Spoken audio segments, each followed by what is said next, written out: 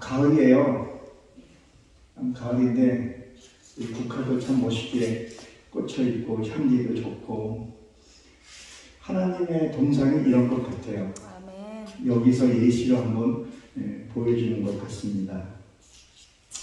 오늘은 시브리서를 한번 살펴보려고 합니다. 시브리서 10장 29절에서 34절에 하나님의 사랑이라는 제목으로 은혜를 저 여러분들하고 나눠보려고 합니다. 하나님이 우리를 얼마나 사랑하시고 하나님 우리를 얼마나 축복하시고 우리를 얼마나 애끼시는가를 말씀을 통해서 이 성경은 하나님 우리에게 주신 편지이죠. 그러면 편지는 우리가 읽을 수 있어야 되고 느껴야 되고 깨달아야 된다는 거죠. 성경을 보고도 우리가 깨닫지 못하고 들어도 듣지 못하면 무익한 종이 될 수 있다는 것을 우리 한번 생각을 해보고 말씀을 한번 보도록 하겠습니다. 오늘 본문의 말씀 보게 되면 하나님의 아들을 짓밟는 것으로 되어 있습니다. 우리는 하나님의 자녀가 맞습니까? 네, 우리는 하나님의 자녀입니다. 그리고 하나님의 자녀는 어떻게 살아야 돼요? 거룩한 삶을 살아야 할 것을 하나님 말씀하고 있습니다. 그러면 우리는 세상 사람들에게 사실은 짓밟혀서는 안 됩니다. 우리는 거룩한 삶을 살아야 한다는 거죠. 그럼 우리가 어떻게 해서 거룩하게 살 수 있을까요? 이 거룩하게 산다는 것은 진짜 하나님이 말씀이 내가 깨달아지고 그 깨달아진 말씀이 하루아침에 이게 이루어지지 않는다는 거예요. 내가 말씀을 듣고 말씀대로 살려고 하면서 넘어지고 자빠지고 또 일어나서 걷고 그리고 이렇게 하니까 내가 넘어졌구나. 이렇게 하니까 하나님 날 이뻐하시고 하나님 이렇게 하니까 축복하시는구나. 이것을 깨달으면서 가는 것이 거룩해지는 거죠. 한순간에 거룩해지는 것은 아니라는 것을 우리 너무도 잘 알고 있습니다. 예를 들면 아브라함이 이삭을 모리아 산에 하나님께 바쳤을 때 어떻게 했었어요?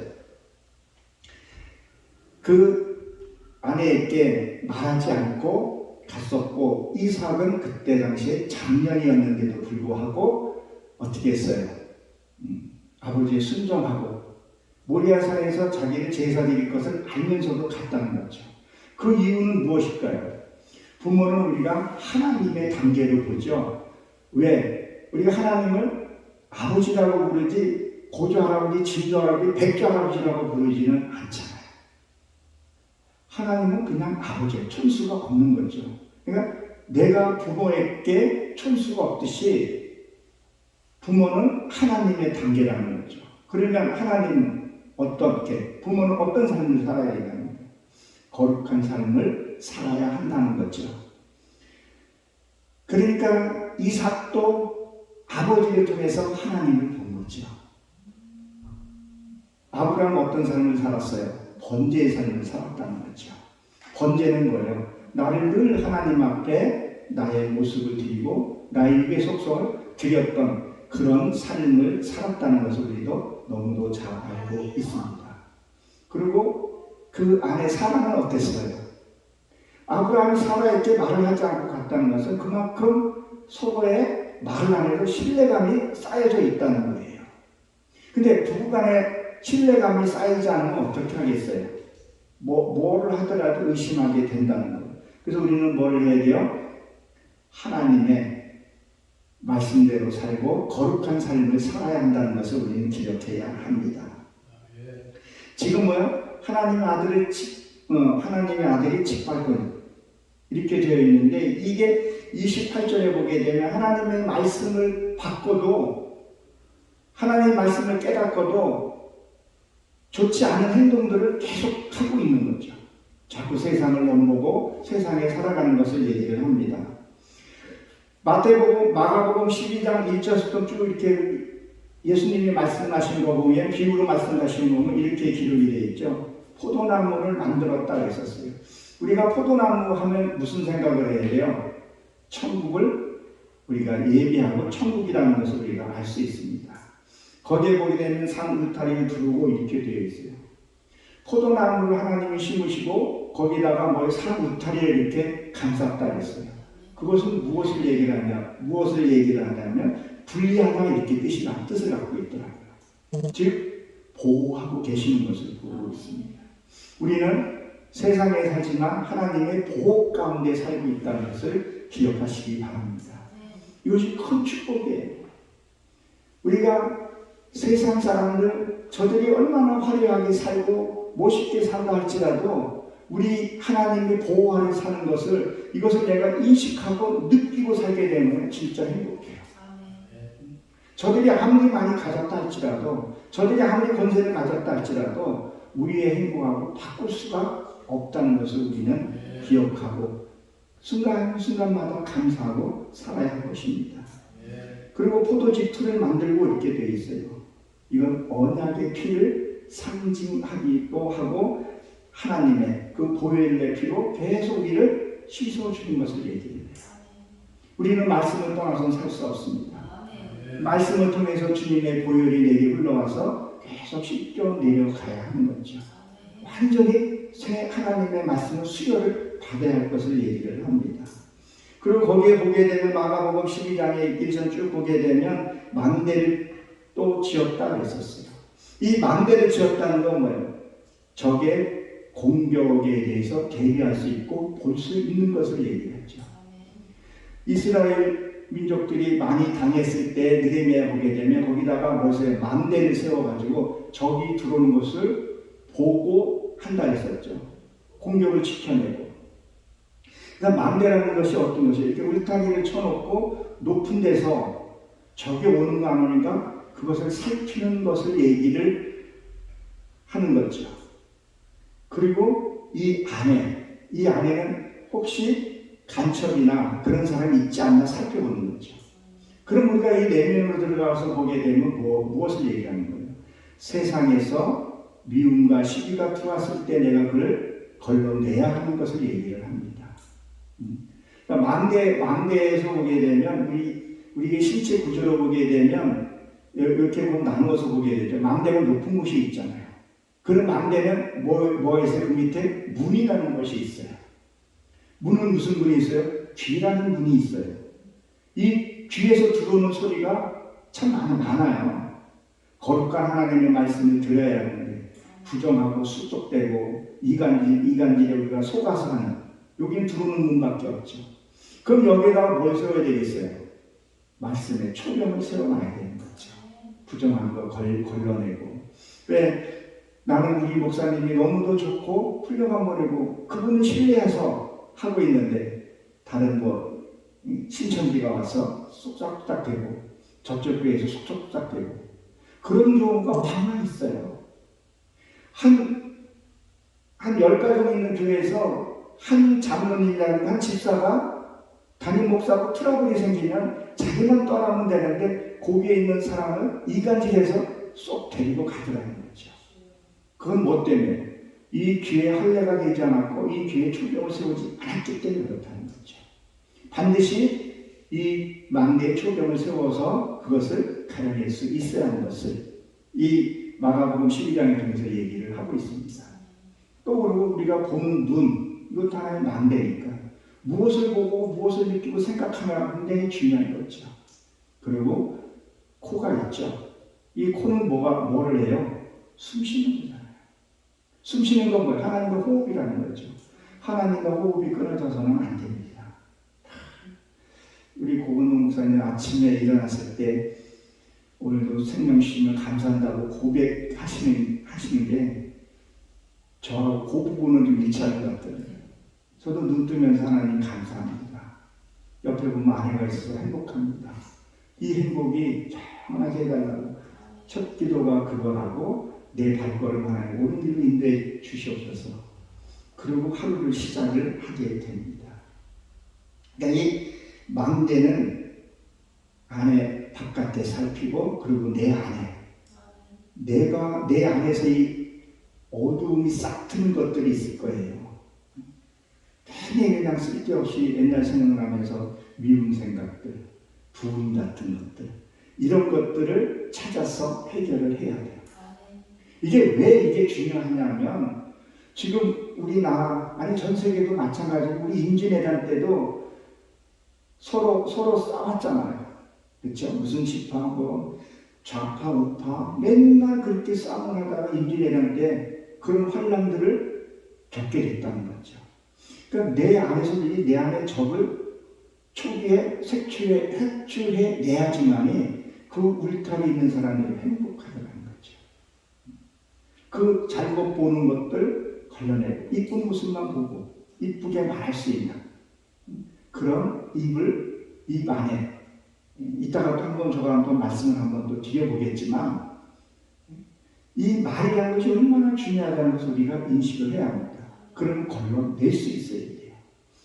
여기 가슴에서 마음에서 목젖을 통해서 말을 할 때 혀가 있고 혀 앞에 뭐가 있어요? 이빨이 있죠. 이빨 앞에 뭐가 있어요? 입술이라는 것이 있는 거죠. 그럼 그만큼 말을 함에 있어서 신중을 기하고 말을 하라는 거죠.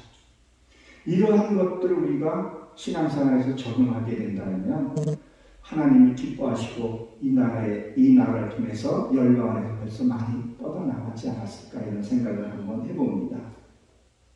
거기에 또 보게 되면 포도원 지키는 종을 보냈더니 종을 어떻게 했어요?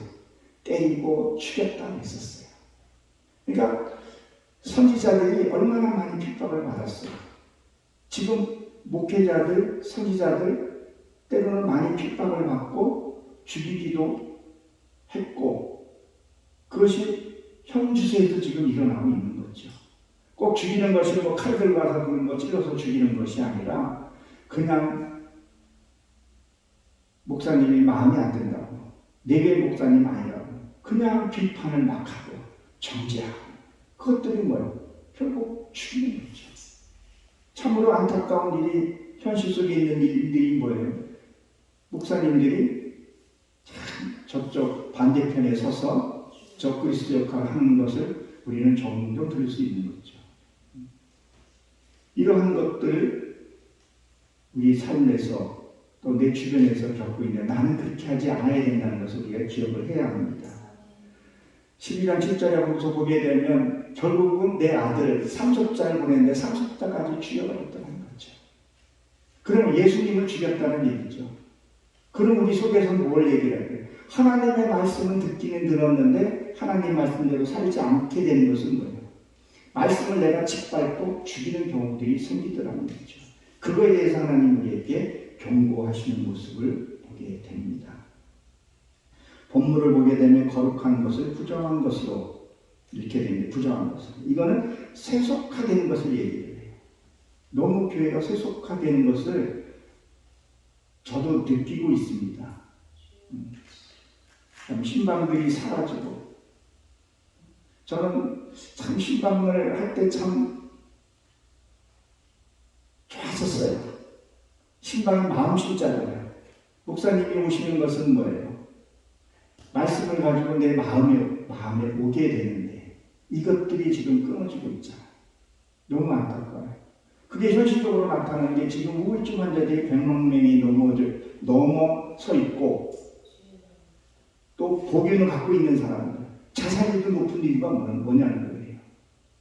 사람 간에 서로 대화하고 말을 하고 얼굴 표정을 보고 표정 속에서 뭐를 찾아요? 저 사람은 근심이 있구나 기독거리가 있구나 그걸 알 수 있다는 거죠. 감추고 싶어도 감추지 못하는. 그때 신방 가서 들어주고 같이 얘기해주고. 요새는 말할 상대가 없다는 거예요. 그러니 요새 AI 기능이나 멍멍이 키우고 그게 위로가 되더라는 얘기예요. 그거는 삶은 복전이니까 그냥 하면 되지만 사람과의 대화에서는 우리가 때로는 내가 말을 하고 실수하지 않았나 살펴보고 또 그 사람이 하는 말에 내가 또 치유되고 이런 것들이 끊어지는 것들을 보게 되는데 그리고 교회 안에 들어오는 것들이 뭐가 그렇게 많이 들어와요. 세상에 있는 것들이 너무 많이 들어와 있어요. 무슨 클럽이니 서클이니 그런 것들이 들어와가지고 참 말할 수 없는 그러니까 지금 크리스찬들이 많이 빠지고 있다는 거죠. 잠시 달콤한 거에 미혹돼서 지금 비만한 자들이 많은 이유가 뭐예요? 모든 음식에 설탕이 다 들어가 있어요. 근데 A집은 담백하고 소박한 곳 손님이 없어요. 그러나 달고 맵고 짜고 이런 곳에는 사람이 너무 많더라는 거예요. 근데 우리나라 지금 비만율이 어때요? 상당히 높아졌어요.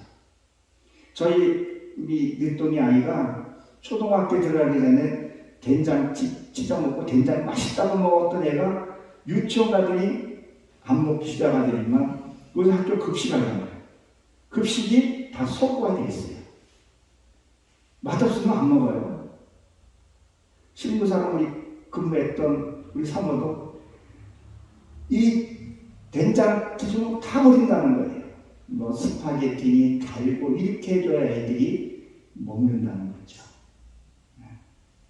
그냥 말씀도 좀 담백하고 좀 그런 게 있어야 되는데 너무 세속화되는 것을 오늘 본문에 보게 되면 이것을 하나님이 염려하고 채찍을 주는 것을 얘기를 합니다.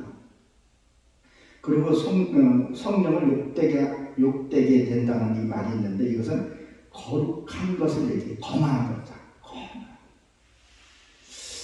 모르겠어요.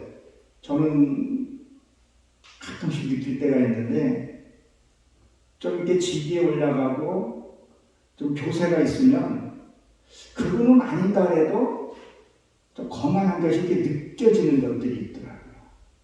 또 그리고 성도들이 그 교회 재정을 좀 책임을 지고 있는 분들이 굉장히 또 거만한 행동을 또 많이 해요.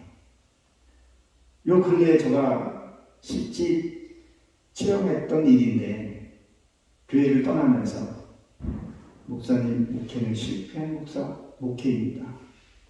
자, 어떻게 보면 비수 꽂는 일 아니겠어요? 목회자들마다의 하나님 주신 사명이랑 다르잖아요. 어떤 분은 찬양, 어떤 분은 멋식으로 다 직분들이 다르는데 그냥 나가면 이렇게 나가고 저희는 평상시에 그 평신교 때 신앙생활하면서 교회를 옮기면서 그냥 옮기는 게 아니라 담임 목사한테 축복을 받고 나왔어요.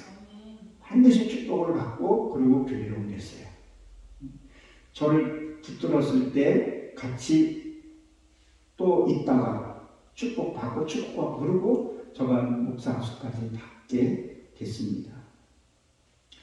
여러분 이 말이라는 것이 얼마나 중요하다는 것을 우리가 기억을 해야 합니다. 옛날에 말하고 물은 쏟으면 조담지 못한다 했었죠. 사사기 사사시대 때 사사기 4장에 보게 되면 거기에 누가 나와요? 이스라엘이 타락을 했을 때 가나안 왕 야빈을 통해서 책망을 하게 되죠. 그 시대에 드보라가 나와서 그 치료를 하는 과정이 나와요. 여기서도 하나님의 사랑을 보게 되면 이 당시 이 사사 시대 때 여자라는 신분은요 어떤 소유물이었던 그런 시절이었었어요. 그 소유물이었고 여자에 대한 어떤 가치관이 되니까 그런 시대였었는데 지금은 어때요? 남녀 평등 시대가 아니라 여성 상위 시대까지 지금 되지 않았나 이런 생각을 한번 해봐요. 복음이 들어가고 믿음이 들어가고 하나님의 사랑이 들어가는 곳에는 여성도 인권이 많이 올라갔다는 거예요. 그러나 하나님이 계시지 않는 나라, 영접하지 않는 나라는 어때요? 아직도 여성의 인권은 거의 없잖아요. 이 하나님의 전 사랑이라고 봐요. 그럼 지금은 요새는 뭐 우스갯소리죠. 남자가 아내한테 나이 먹으면 눈치 보고 산다 그러더라고요. 저도 어떨 때는 좀 눈치 볼 때도 있어요. 이게 설거지 이런 것을 원체를 못해가지고 눈치 좀 볼 때가 있는데 뭐 우스갯소리 이런 말 하잖아요. 50 넘어서 은퇴하고 집에 와 있으면 밥 달라 그러니 밥충이라고 구박하고 70대 되면 뭐 밥 달라고 또 두들겨 맞고 그래서 나는 밥도 달라고 그러지도 않고 뭐 해달라고 했는데 가만히 누워있는데 때리더라고. 아직까지 살아있다고. 그리고 또 그래서 밤새 가만히 누워 자고 있는데 또 와서 또 막 발로 차면서 막 뭐라고 그래. 그래서 왜 그러냐 했더니 이놈의 영감아, 당신 친구는 저 산에 가서 자고 있는데 아직까지 구들방에서 자고 있다고. 그런 농담을 하곤 하는데 그만큼 뭐예요? 하나님의 사랑이 가정에 서로 인권을 존중해주고 서로 사랑해주는 그런 하나님이라는 거죠. 아니 우리나라도 하나님이 살아서 역사하지 않냐고 이 땅에 축복 주지 않았으면 여자의 인권은 아마 이렇게 높여지지는 않았을 거라는 생각을 합니다. 얼마나 단란하고 행복하고 좋은 가정이냐는 거죠. 거기에 이렇게 보게 되면 누가 나오죠? 시스라가 이제 전쟁에서 나일강에서 전쟁에서 패하면서 쫓겨났죠. 그때 하벨의 아내 야인이 어떻게 해요? 그 들어온 사람을 보고 뭘로 한다 그랬죠? 4장 21절에 보게 되면 사사기 말뚝을 가지고 말뚝을 박았다 그랬거든요. 어디에다? 여기 관자놀이에다가 말뚝을 박았다. 그렇게 기록하고 있습니다. 그럼 이 관자놀이는 뭐예요? 제가 지금 여러분한테 말을 하죠. 이 관자놀이가 굉장히 빨리 움직여요. 이게 안 움직이면 이렇게 되면 표현을 못하잖아요. 말이거든요.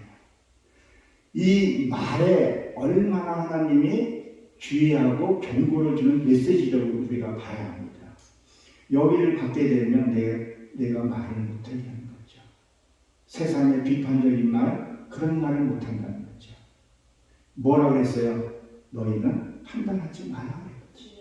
왜 너무 판단하고 정죄하더라는 거예요. 입술의 열매를 거둬야 되는데 입술의 열매를 거두지 못하는 경우들이 있는 거죠. 그래서 내가 내 스스로 잘못하지 않은 이 관자놀이에 이 말뚝을 박아야 하는 거예요. 꿰뚫어야 된다는 거죠.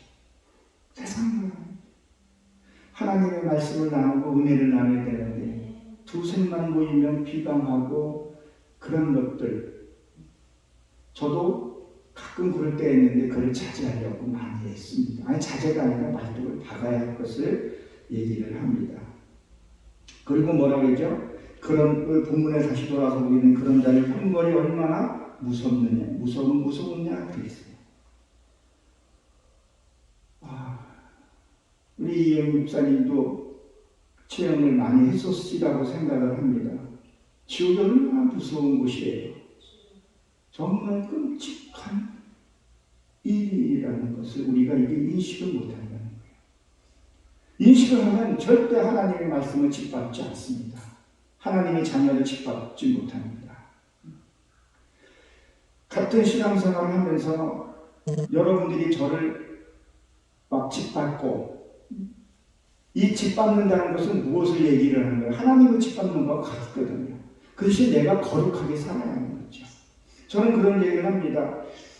내가 거룩하면서 당신이 나를 짓밟게 되면 나는 거룩해질 수 있고 내 악은 내가 해결받을 수 있지만 그러나 내가 잘못해서 내가 잘못하고 혈기내고 미움하고 시기하고 그 혈기가 나한테 들어온다는 거죠. 그럼 내가 저주가 되는 거죠. 이것을 내가 처리하지 않으면 어떻게 되냐? 여기서 자리 잡고 뿌리를 내리게 된다는 거죠. 뿌리가 내리게 되면 어떻게 돼요? 전보다 더 악한 자가 된다고 얘기를 합니다. 이 지옥, 우리가 막연하게, 그리고 요새 사회주의 그 목회자들이 지옥은 뭐 없다, 하나님이 사랑하시는 하나님이 지옥을 뭐 만들어 뒀겠느냐, 이런 멍멍이 헛소리를 하더라고요. 근데 우리가 성경을 보게 되면 열왕기상 23장 10절에 보게 되면 흰놈의 골짜기 있죠. 거기 몰롬의 그 제사들이 어린애를 갖다가 바치고 죽이고 했던 그런 곳이 있어요. 그게 게헨나라고 얘기를 하잖아요. 그 게헨나라는 그 골짜기가 어떤 곳이에요? 풀 파인 곳에, 거기가 지금 용암이죠. 거기 끓는 데다가 어떻게 해요? 사형수나 고아나 그곳에 갖다 던졌단 말이에요. 던지면 그 떨어진 아이는 거기서 불에 타서 꺼지지 않게 해서 죽게 되는 거고, 나뭇가지에 걸리게 되면 거기서 구더기가 생긴다는 거예요. 하나님은 그 지옥을 두고 얘기를 했던 것이고 지금도 그 용암은 끓고 있고 그래서 예루살렘의 북쪽 그 우쪽에 보게 되면 그 세계 소각장을 만들어놨잖아요. 그리고 그 맞은편에는 그 산이 하나 있잖아요. 마주보고 그 신명기에 보게 되면 마주보고 있다고 그런 얘기를 한단 말이죠. 그러니까 이 지옥도 하나의 차이라는 거죠. 마주보고 있다는 거죠. 그러니까 우리가 어떤 것을 선택하고 살아야 한다는 거죠. 근데 지옥 그냥 대수롭지 않게 지옥 있어 라는 생각하는 것이 아니라 지옥은 정말 끔찍한 것입니다. 이 지옥도 사실 내가 살아있을 때 한번 체험을 한번 해봐야 돼요.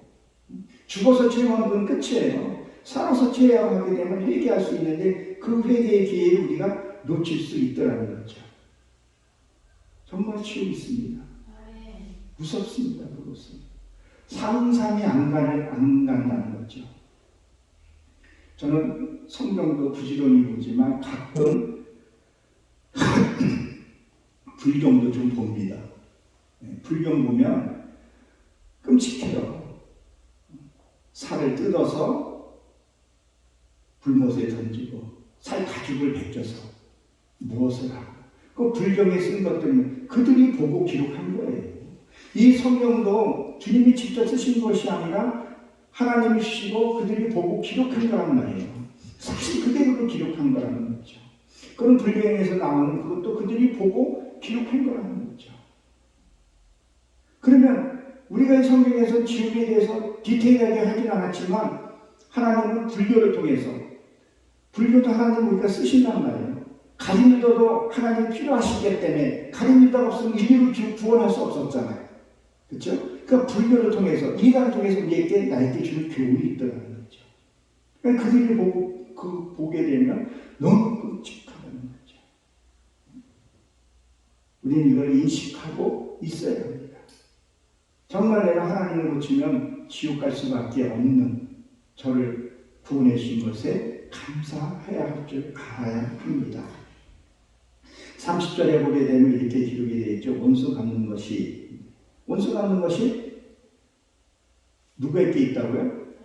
하나님께 있다는 거예요. 이 기록이 참 많이 나와 있어요. 이게 뭐예요? 내게 안심을 주는, 우리가 원수 갚는 거 하게 되면 어떻게 그걸 생각하겠어요? 내 부모를 죽이고 내 자식을 죽이고 뭐 이런 것만 생각할 수 있는데, 가정사에서도 아내하고 저하고 만약에 다투고 싸워요. 근데 내가 아내한테 좀 부당한 말을 해요. 근데 그 부당한 게 뭐냐면, 저 같은 경우는 좀 누워있어요. 그런데 누워있으면서 물을 좀 떠다 달라든가, 뭐 잔식물을 자꾸 내가 시킬 때가 있어요. 그러면 그거를 자꾸 짜증을 내고 신경질을 내거나 아니면 좀 엉뚱한 말을 내가 했을 때 이해하지 않고 그것을 말을 좀 악하게 하게 되면 그것은 뭐예요? 이게 작게 보게 되면 그것도 하나의 원수 갚는 거라고 볼 수가 있는 거죠. 성경에 뭐라고 기록이 되어 있어요? 남편에게 주 복종하듯이 하라고, 아내를 내 몸처럼 사랑하라 했는데 조금만 마음이 뒤틀리고 그러면 뭐예요? 혈기내고 분내고 말을 함부로 하는 것은 지기 싫다는 거잖아요. 내가 그 사람한테 복수하겠다는 얘기죠. 그러니까 가정이 틀어질 수 있는 거죠. 그것을 네가 기도로 그것을 하라는 거예요. 근데 우리는 그런 것들을 무시하고 살아가더라는 거죠. 그냥 생활 속에서 잔잔한 거는 가정사니까, 뭐 내 가정의 일어나기니까 왜 네가 간섭해, 이렇게 될 수 있고 권면도참하기가 쉽지를 않게 되더라는 거죠. 이것을 하나님께 맡기는 거예요. 하나님, 내가 저 누워있는 저 왼수 같은 저 남편 떠다 주겠습니다. 원수 갚는 하나님 갚아준다 했으니까 저 사람이 직접 이제 물 떠다 먹고 나에게 물 떠다 주게끔 해주세요. 그리고 순종한다고 해보십시오. 한 10번? 10번이면 끝나는데 어떤 분은 5번까지 하는데 6번째는 뭐라 그래요? 에이, 진짜 내가 이만큼 했으니 지금 어떻게 더 하냐. 우리 갈라서 찢어져 뭐 이렇게까지 돼버리는 경우들도 생기는데, 이것은 내가 원수를 갚으려 한다는 거죠. 우리가 이런 대화에서도 서로 사랑하고 나눴을 때, 그리고 하나님께 맡겼을 때 여러분 가정에, 그리고 여러분 교회에 축복이 있을 줄로 저는 믿습니다. 시편 23편 5절에 보게 되면 여기도 이렇게 기록이 돼 있죠. 주께서 내 원수의 목전에서 상을 베푸시고 기름 부음이 내 머리에 바르시니 내 잔이 넘치나이다. 이런 고백이 있어요. 주께서 내 원수 앞에서 목전에서 상을 베푼다. 그 상이라는 것이 우리는 부를 갖다 주고 권세를 주고 교세를 주고 이것만 부라고 우리가 생각할 수가 있는데, 여기서 말하는 상은 감대상을 얘기를 합니다. 그러니까 감대상을 얘기를 한다는 것은 뭐예요? 여기에서 내가 어떤 원수를 만났을 때 말씀이 생각이 나야 된다는 거죠. 원수는 애매모단에서 만난다고 딱 만났는데, 너 잘 만났어. 네 식구, 나 식구 한번 해보자. 뭐 목사네. 야, 네가 나한테 뭐 해놓고 목사? 나이 목사 딱지 띄었어. 그러고 되는 것이 아니라, 그렇죠? 하나님, 내가 이 사람을 만나서 내가 이런 상처를 입었는데 말씀이 생각나게 해주세요. 말씀이 생각이 나게 해주세요. 이거는 그 당시에 그냥 그 순간에 말씀이 생각이 나는 것이 아니라 그 삶을 살아야 된다는 거죠. 용서해주고 용서받고 용서해주고 용서받고, 그런 일을 했을 때 내가 원수를 만날 때 말씀이 딱 생각나면서 원수를 사랑하라 그랬지. 내가 저 사람 때문에 내가 그도 기도하고 기도를 했으면 기도하고 했기 때문에 성숙한 모습이 됐기 때문에 그 사람을 용서해 줄 수 있고 감사할 수 있다는 것을, 그리고 이 머리에 바르셨다는 건 살찌다 이런 뜻을 갖고 있어요. 살찌는 건 말씀에 우리가 살쪄야 돼요. 말씀 보고 몇 독을 하고 이게 중요한 것이 아니라 한 독이라도 내가 말씀을 살았을 때 내가 순간적 나도 모르게 반응하는 것들이 있어요. 사랑이 나고 용서가 나가고. 제가 알고 있는 우리 고건문 목사님들 많은 그런 피해를 입고 그랬을 때 참 한다는 건 쉽지 않다고 저는 생각을 해요. 목사님이 말씀하시면 이 목사님을 통해서 참 들어보면 나는 못할 것 같은데 하시는 거 보고 내가 참 마음으로 많이 존경하고 자주 좀 뵙고 싶은데 그렇지는 못했습니다. 그럼 내가 용서해야지. 그냥 뭐 허벅지 찔러가면서 용서해야지. 그런 것이 아니라 그냥 내 몸에 배서 말씀이 생각이 나서 그냥 용서가 되는 거죠. 어느 순간에 미움이 사라지고 그를 전도할 수 있는 그런 것들이 돼야 하는 것으로 생각합니다.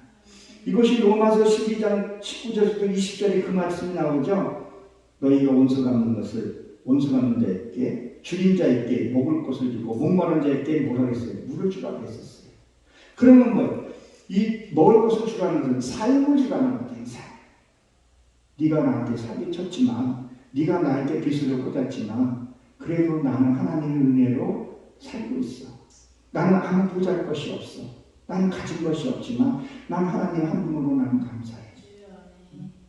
그 삶을 보여주라는 거죠. 그리고 이 목마른 자는 말씀을 사모하게끔 말씀을 주라는 거죠. 그렇게 살면 그런 원수를 사랑하고 하게 되면 그 사람이 갈급함이 안 생기겠어요? 미안한 마음이 안 생기겠어요? 그래서 그 숯불을 올리라는 것은 무엇을 얘기해요? 말씀이 들어가면 뜨거워지잖아요. 여기서 능력받으면 막 뜨겁잖아요.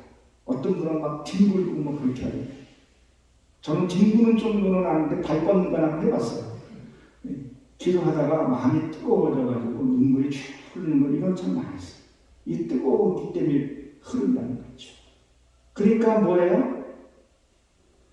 숯불을 흐르는 거 하나님의 말씀 내가 뜨거워지게 되면 내가 그 사람한테 찾아가서 용서를 받을 수가 있는 거죠. 내가 용서가 주는 게 아니라 그 사람한테 말씀이 들어가고 은혜가 들어가고 내 삶이 들어가게 되면 그 사람이 얼마나 무서운 것을 알게 되는 거죠.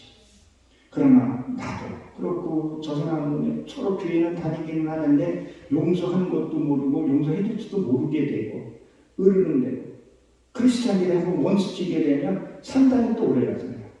세상 사람도 술 한잔 먹고 뭐 7년에 8년에 뭐 이렇게 해가지고 뜨거운 불판에 가서 2번 뛰고 나면 금방 풀리는데 이 크리스찬들은 또 술도 안 먹죠.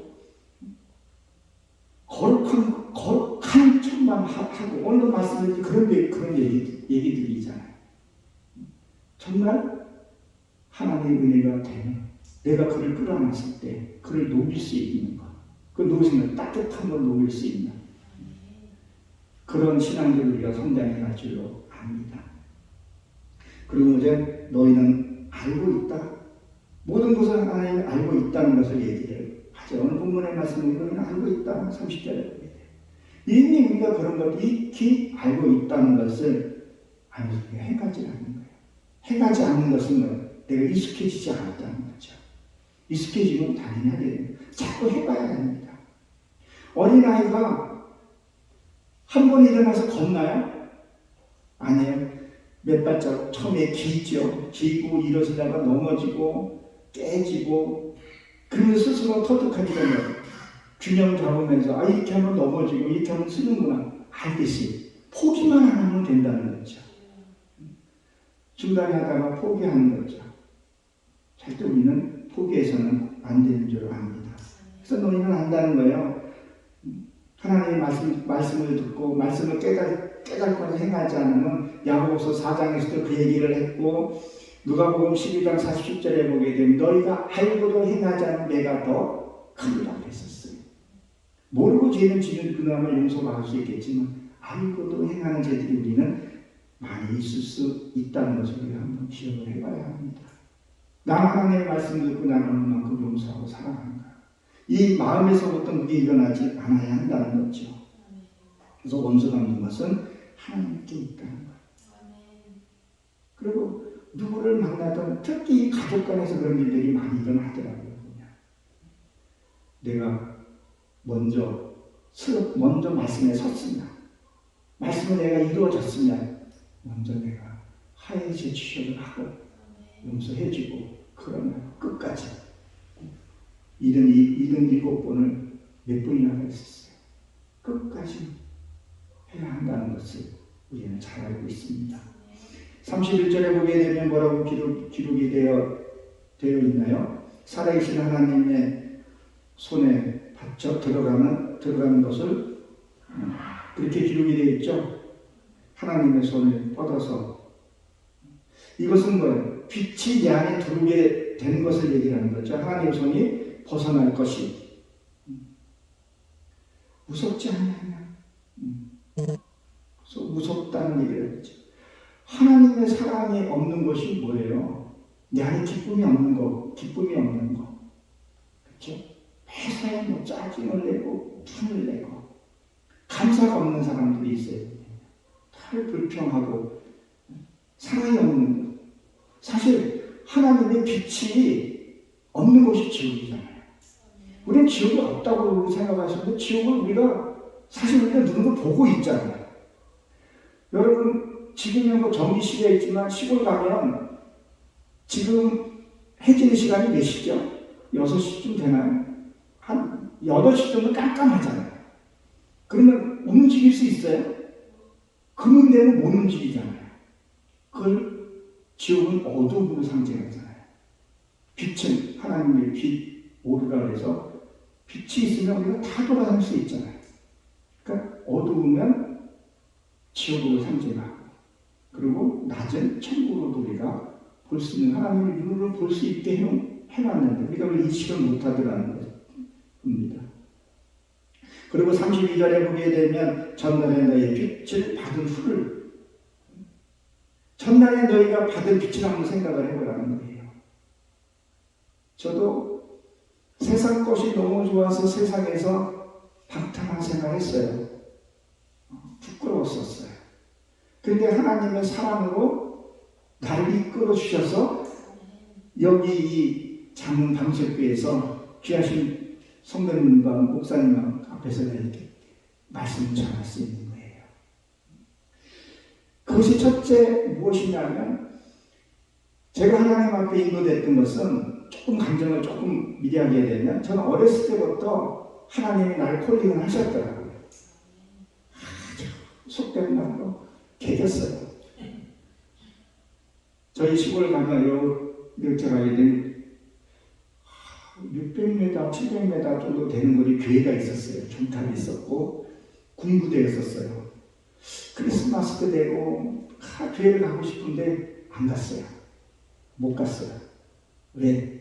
그걸 좋아해가지고 이거 한번 끊어야 된다는 건 알고 이것도 끊어야 된다는 거. 이건 내 의지도 안 되고 내 의지도 안 되겠더라고요.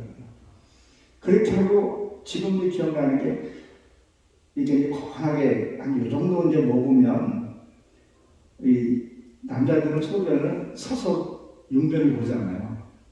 딱 자꾸 주여가 아니에요. 아버지 내가 그냥 아버지가 그랬어요. 아버지 내가 조금만 더 먹고 갈게요. 튀기네. 근데 그 기억이 나요. 가끔 가서 하는데 이게 뭐지? 그러고 이제 결혼을 하고 알콩달콩 살다가 하나님이 이제 콜링이 들어가시더라고요. 그 전에 많이 불렀는데 제가 다 외쳤겠죠. 그다음에 이제 우리 큰 아들을 통해서 이제 불러가면서 아들이 너무 감정을 실라게 해줬어요. 지옥도 보여주고 천국도 보여주고 그렇게 보여주고 이제 나는 하나님을 영접하고 그리고 우리 아버님 3세대로 유고를 아이를 뿌려줬어요. 뿌려주고 이제 많은 하나님이 나 살아계시고 보여주시더라고요. 체험하게 하시더라고요. 그리고 명절 때 이제 추석 때 가면 우리 아버님 산소를 잘 못 갔어요. 알 생각이 너무 많이 나서 눈물이 흐르고 그래서 겁이 나서 못 가고 코가 막 핑계대고 안 가고 그러다가 올해는 갔어요.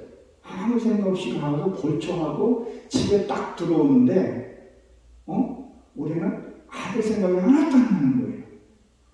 이게 뭐지? 근데 이 전날에 나에게 빛을 발한 거예요. 치유와 상처가 싹 치유와 이 회복이 다 된 거예요. 아들이 너무 잘 있다는 것을 확증이 딱 시켜주는 거예요. 이제는 자랑은 하지만 간증은 할 수는 있어요. 내 아들에 의해서. 그리고 간증은 우리 사모가 이제 그 간증을 저보다 더 자랑 한 번까지 했는데 저는 이제 하나님 말씀을 이렇게 하려고 하는 거예요. 그거를 내가 생각이 안 났다는 게 기적 같은 생각이 드는 거예요. 이 하나님의 사랑이 없구나. 이제는 내게서 이 자식은 갔습니다 묻는다고 하지 않습니까? 여기서 치유가 돼서 회복이 되더라는 거예요. 그러니까 모든 것이 감사가 되어버리는 거예요. 그 전에 차를 타고 가게 되면 이거 먹을 때는 야 오늘 누구랑 먹냐? 꼭 술 먹으면 술 먹는 인간들이 찾아와요. 쉬지를 못해요. 참 희한해요. 근데 이제 은혜를 받고 나니까 이제 믿음의 사람들이 오고 같이 은혜 나누자고도 오기도 하고 그리고 진짜 눈 뜨는 것이 감사해요. 그 전에 내 호흡하는 것을 그 감사가 아니라 그냥 당연한 걸로 생각을 했는데 호흡하고 가을에 왜 가을에는 지금 날씨가 지금 기후 차이가 심하잖아요. 몸으로 그냥 느꼈던 거죠. 아 가을이구나. 근데 이게 감성에 영이 느껴지기 시작하더라고요. 그냥 감사한 거예요. 우리 딸이 시설에 가 있지만 그 전에는 맨날 눈물을 흘리기도 했어요. 그러니까 우리 딸이가 엄마 아빠는 언니만 생각하고 언니만 보고 온다고 자기한테는 한 번도 울어주지 않는다고 질투를 느꼈는데 생각이 안 나요. 너무 감사하더라고요. 무엇을요? 하나님이 해결해 줬기 때문에 감사하고 하나님의 말씀을 볼 수 있었다는 것을. 그래서 모든 것이 감사를 받습니다. 그러니까 우리가 치유와 이 회복이 뭐냐면 내가 나를 사랑해야 할 줄 알아야 돼요. 나는 그전에 내가 나를 사랑한다는 게 무슨 말인지 이해를 못했어요. 감성으로 이해를 했는데 내가 나를 사랑하기 시작해야 돼요. 그전에 내가 나를 자책했어요. 왜? 내가 내 자녀를 잘못했기 때문에 먼저 보냈다는 그 죄책감. 왜 우리가 먼저 이렇게 보내고 나면 그 사람한테 잘해줄 생각을 많이 할까요? 잘못된 생각을 많이 할까요? 자책부터 시작해요. 그래서 그것을 이기지 못한 사람은 극단적인 선택을 하는 경우들이 있잖아요. 이제는 내가 다 살아가는 법을 하나님이 가르쳐 주셨고 사랑을 하게 되더라. 그리고 내가 내 자신을 용서해 주는 것도 알게 됐어요. 아, 내가 내 자신을 용서해야 되는구나. 그것을 알게 되니까 모든 것이 감사로 나오게 되더라고요. 여러분들도 그러시길 바랍니다. 이게 진짜 신앙을 갖는 사람이죠. 이렇게 되면 내가 따뜻해지게 되면 못 끌어 하는 사람이 없는 거예요. 미운 사람이 뭐가 있겠어요? 그거 안 와서 그렇지. 근데 어떤 사람은 안아주면 도망가는 사람이 있어요. 왜? 어두우면 도망가더라고요. 내가 안아줄 수 있는 그런 바다 같은 마음도 우리가 가져야 한다는 것입니다. 그 33절에 보게 되면 혹은 비방과 환난으로 그것들이 뭐예요? 이겨낼 수 있다는 거죠. 이제 그 환난이 아니라 환난은 왜 환난이 있는 거예요? 하나님은 나를 한 단계 더 업그레이드 시키기 위해서 그 환난에서 내 안에 있는 이 더러운 영들을 처리하기 위해서 그 환난을 받고 우리가 기도하고 왜 그게 있는지 내 안에 숨어있는 아직도 내 안에 숨어있는 것들이 있잖아요. 그걸 뽑아내기 위해서 그 일이 온다는 거죠. 근데 그 처리할 때는 우리가 힘든 거죠. 그걸 고난이라고 얘기를 하는데 그 처리하고 나서 영이 열리게 되면 그 또한 감사하다는 것입니다. 이 영이 감사하게 나오더라고요. 말로 해서 감사가 아니라 내가 느낌적으로 이렇게 아는 것들이 있더라는 거죠. 그리고 뭐라 그러죠? 이런 형태에 있는 자기와 사귀는 자가 되었으니 그랬는데 이것은 친구라는 단어로 같이 들어가더라고요. 그것을 내가 뽑아내고 이렇게 되면 하나님은 나를 친구로 여겨주신다. 요한복음에 보게 되면 뭐라 그랬었어요? 내가 너를 이제는 종이라 하지 않고 친구라 하겠어. 친구는 모든 비밀을 안다고 했거든. 우리가 하나님의 비밀을 안다는 것이 뭐 성과 성령 세계받고 확 열리는 게 아니잖아요. 넘어지고 깨지고 그리고 하나님에게 알려줬을 때 이 영계의 세계가 열리잖아요. 그것을 하나님 열어주시겠다는 거죠. 열어주게 되면 진짜 모든 것이 감사가 나오게 되더라고요. 주님은 우리 끝까지 뭐 친구를 했잖아요. 가진 일이라도 친구여 행해라. 그리고 그 무덤에 들어갔던 나사로도 친구야 무덤에서 나와라. 하나님을 친구로 삼아주신다는 거죠. 근데 우리가 자꾸 친구를 배신하고 이 배신하는 경우는 내 안에 미움이 싹트는 이런 배신이 하게 되는 거잖아요. 하나님의 약속을 어기게 되면 뭐 하는 거예요? 이게 적그리스도가 되는 거죠. 적그리스도가 저 신천지나 얘네들만 적그리스도가 아니라 내가 하나님의 말씀을 순종하지 않고 내가 하나님의 뜻대로 행하지 않으면 이거 적그리스도가 될 수 있다는 거죠. 하나님의 내 안에 계시면 그냥 순종하고 흐르는 대로 가고 멈추라면 멈추고 할 수 있는데 이것을 우리가 모르기 때문에 그렇다는 것을 한번 생각을 해봐야 합니다. 34절에 보게 된 너희가 갇힌 자들을 동정하고 있게 되어 있는데 이것은 뭐예요? 율법적으로 갇혀있는 자들을 진리가 너희를 자유케 하라는 것을 얘기를 하죠. 이것을 나누어줘라 라고 되어 있는데 전도해줘라 이런 뜻을 같이 갖고 있죠.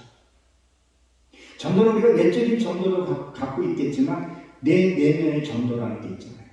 전도는 그 사람이 모르는 걸 알려주는 것이 전도 아니겠어요? 저도 강단에서 지금 말씀을 선포하고 말씀 공부하는데 저도 내가 몰라서 못 깨달아서 해가지 못하는 것들이 있어요. 내가 나를 깨닫고 나면 내가 그걸 알게 되면 진짜 감성과 지식이 아니라 영이 깨닫게 되면 내가 행하게 돼요. 내가 행하게 하는 영이 행하게 하더라는 거죠. 그러니까 뭐 전도도 말씀대로 내가 먼저 깨달아서 그 물이 흘러가게 해야 된다는 거예요. 그래서 갇힌 것을 믿지 않는 사람들도 마찬가지죠. 그의 소유를 빼앗은 것도, 이 소유는 재산이라고 하는데, 이 재산은 우리가 재산 그러면 바깥에 있는 재산만 재산이라고 생각을 할 수 있어요. 물질, 돈, 뭐 이런 거 물질로만 생각할 수 있는데, 이 안에 있는 내면의 이 악도 하나의 자기 재산이에요. 우리 한번 말씀 한 절을 한번 보겠습니다. 미가서를 한번 봅니다. 미가서. 이 악이 그거를 뭘로 표현했냐? 미가서 구약성경 1296년입니다. 6장, 미가서 6장 10절입니다.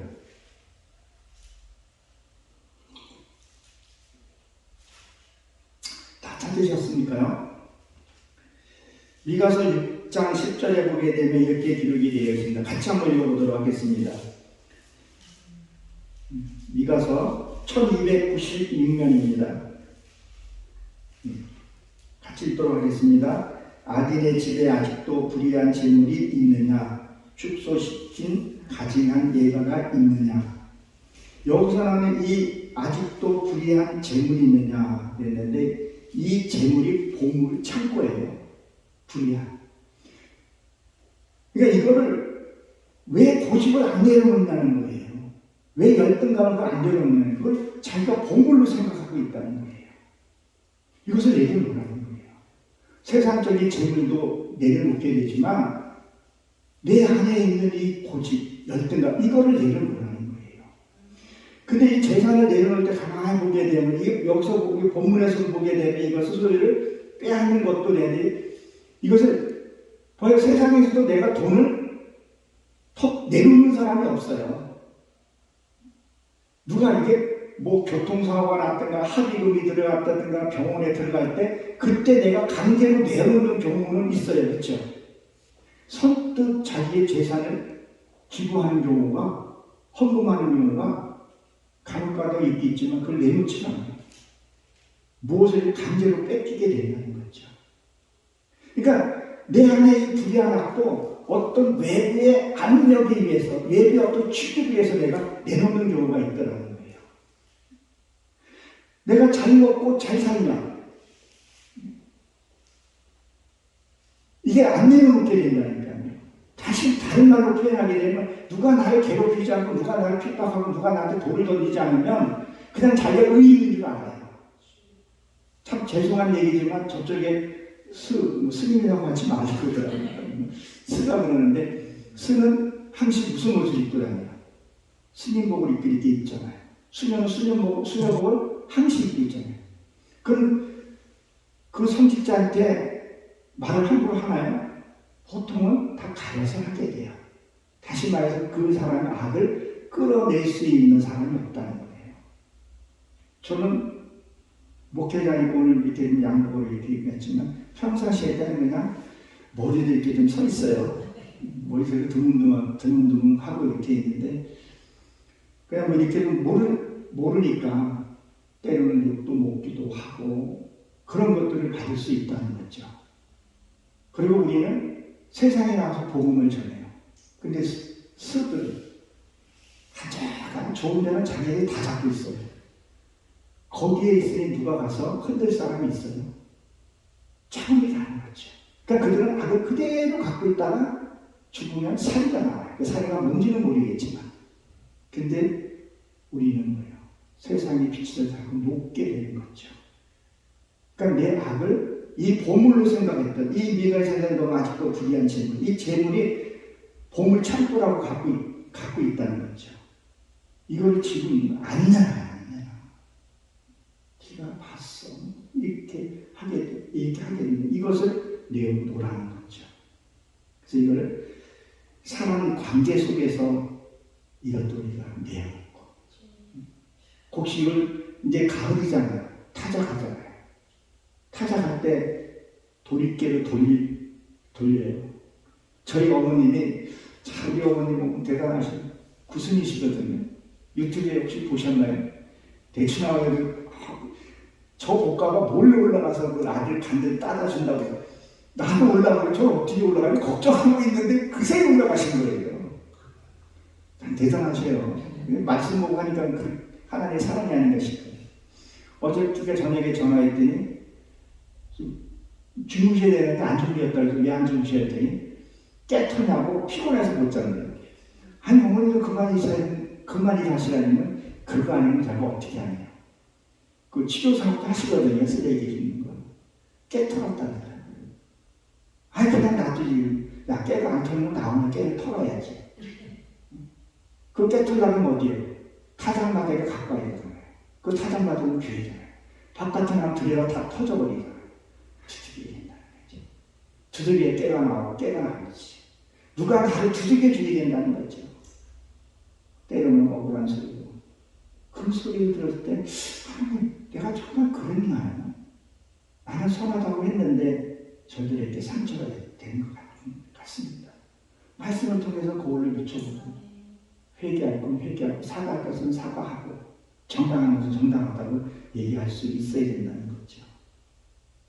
그것이 34절에 있는 그 여러분은 뭐 약탈하다 강탈하다 뜻을 갖고 있는데 때로는 내가 약탈도 당해야 된다는 거죠. 뭐요? 내 불의한 재물들.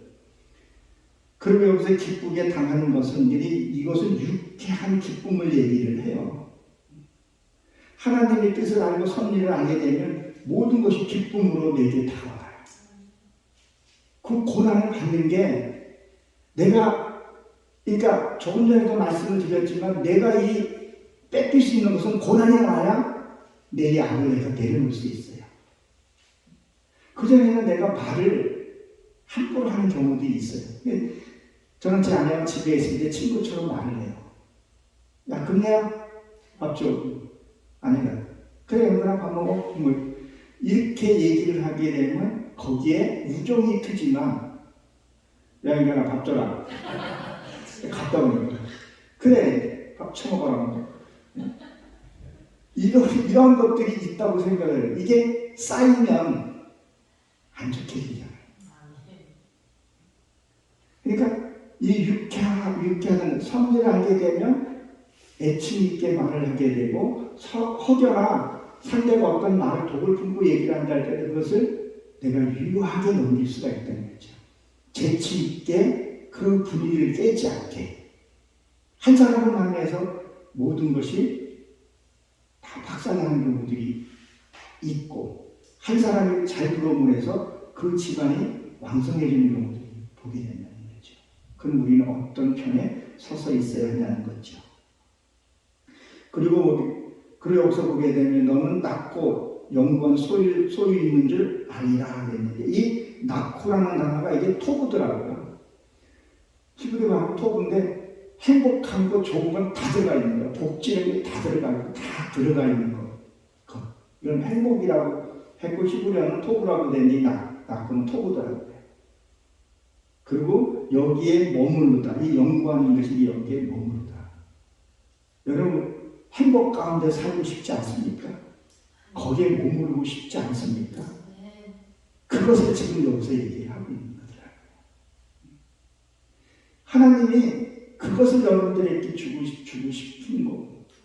저는 요새 기도가 저는 3G를 이렇게 바뀌어요. 하나님 너무 행복한 거예요 지금요. 물질 세상 사람들을 보면 아무것도 없어요. 아직도 교회도 없고 집은 있고 절은 없어요. 집도 잘 없다고 하는데 거주지는 있고. 우리 저희 딸이 그 지가 신학교 다니면서 알바하고 약간 좀 까칠하긴 해요. 되게 힘드니까. 그래도 지 기분 좋으면 등에 타가지고 며칠 전에 의자도 부셨어요. 근데 그것도 이쁘고. 내가 하나님을 믿고 하나님의 내가 이거 한다는 게 너무 감사합니다. 내가 이 말씀을 준비하면서도 너무 감사한 거예요. 이게 말씀을 준비할 때 어떨 때는 이게 스트레스를 받은 적도 있었거든요. 말씀은 풀리진 않고 가서 해야 되겠는데 말씀만 듣고 이게 막 스트레스를 올 때가 있어요. 그래서 말씀을 보면서 지난날에 이 파도나처럼 싹 오고 모든 것이 나한테 감사하더라. 애들 하는 것도 감사, 우리 딸이 이렇게 자녀가 있어도 감사한 거예요. 내가 교만하지 않게 한다는 것이. 수는 감사. 근데 말로 표현한다면 감사한 거예요. 그 감사가 영원하게 해달라고 기도하고 있고, 그 기도로 끝나는 것이야. 거기에서 머무르고 싶은 거죠. 행복 가운데서. 그러니까 제가 그런 말을 많이 합니다. 어제의 상처와 어제의 아픔이 오늘 말씀을 통해서 내가 바로잡고 지금 내가 행복하게 되면 내일은 반드시 행복해요. 그리고 영원한 하나님의 나라에 우리가 들어갈 수 있다는 거죠. 근데 어제의 아픔이 오늘 말씀을 통해서 내가 변화받지 않고 고통스러우면 내일도 똑같은 날이 와요. 그 똑같은 날이 어디로 가겠어요? 자기의 갈 곳으로 가게 된다는 거죠. 그러니까 오늘 내가 말씀을 비추어서 어제의 아픔과 상처, 치유와 회복, 때로는 나만 행복해지는 것이 아니라 내 주변 사람이 행복해져야 내가 행복해질 수가 있어요. 그래서 우리가 전도하는 거라는 거죠. 하나님 보게 되면 전도하는 것도 나를 위해서 전도를 하라고 되어 있는 것 같더라고요. 나만 행복해서 행복해지는 게 아니더라는 것을. 그러니까 우리가 히브리서 11장 35절에서 보게 되면 뭐라 했어요? 거기에 보게 되면 더 좋은 부활이라고 해서 더 좋은 거예요. 예수 믿고 바로 소천하시는 분과 진짜 무릎이 깨어지면서 기도하면서 하는 것과 어디라도 달라요. 그 성막을 보게 되는 날이잖아요. 성막문 자체가 바깥에는 뜰이고 회개하는 것이고 성소, 지성소까지입니다. 우리 지성소 가기 위해서 우리는 이 자리에 있지 않는가. 그리고 여기 이은희 목사님도 이 예배당을 지키기 위해서 헌신하시는 부분 보면, 그래서 저도 제 아내한테 다른 데는 제가 관계를 좀 데리고 가요. 같이 좀 가자. 당신이 있으면 내가 좀 힘이 나. 아내가 이렇게 빙그리 웃으면서 있으니까 사실 힘이 나요. 얼마나 고마워. 나를 신뢰하고 믿어주니까. 근데 오늘 문자 왔어서 되게 반가웠어요. 그때 내가 무슨 일을 좀 하고 있었는데, 그때 뭐 봉사비랑 너무 이제 내가 오는 목사님 한번 뵙고도 싶고, 너무 반가웠어요. 그래서 이 사모한테, 이렇게 당신 가려 했더니, 다른 데 같으면 일단 한번 빼거든요. 한번 튕겨요. 숟갈 한번 싹 올려봐요. 근데 가볼까? 물론 여기 근처에도 오기도 하고 얘기도 많이 하고, 그런 목사님 설교를 내가 좀 들어보고 할 때 익숙한 면이 있어서 그런지 몰라도 뜻 모자랄 때 참 또 고맙고 또 힘이 되고. 여기는 제가 보기에는 늘 말씀과 찬양과 그런 것이 있다는 것이 이것도 하나의 축복이 아닌가. 그리고 아까 잠깐 교제 나눴지만 여기에 예배 중에 역사가 일어나고 회복이 일어나고 그게 사실이거든요. 근데 이게 준비 안 되는 곳에 가게 되면, 저도 부흥사로 이렇게 가게 되면 어디 가게 되면 말씀이 안 나오는 데가 있잖아요. 그렇죠? 좀 어두운 느낌이 있을 때가 있고, 어디 가게 되면 말이 술술 나오고 벌써 시간이 다 됐어요. 말이 술술 나오고 더 하고 싶고, 마르크하고 이 권력을 내려놓으면 안 된다고 하는데 그런 데가 있어요. 근데 그것이 한 곳이라서 사모하는 마음도 있는 것도 있지만, 그래 이런 삶을 좀 살아야 된다는 거죠.